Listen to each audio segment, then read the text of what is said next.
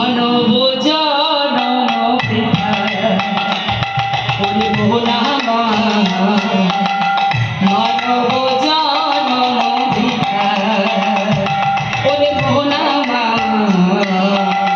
মানব জনম বৃথা ভবেতে আসিয়া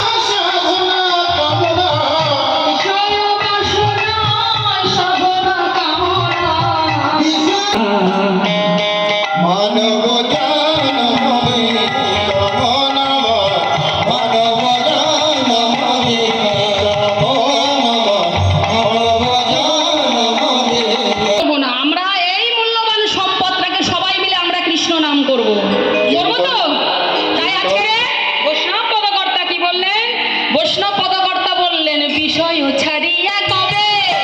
শুদ্ধ হবে মন বিষয় হইবে একতি রূপর গুণত পারে হইবে একতি কবে হবে হেরি বসে সেই দিন আমার কবে বা হয় সেই দিন আমার কবে বা হবে সেই দিন আমার কবে বা হবে সেই দিন আমার কবে বা হবে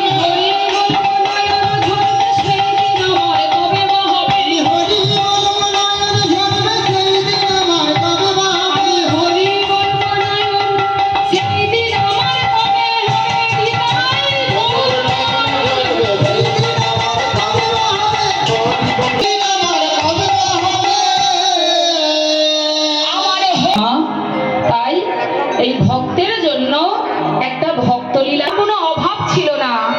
1,36,000 টাকা যার আয় ছিল সে 250 বছর আগে যার এই এত টাকা এত মূল্যবান অর্থ যার আয় ছিল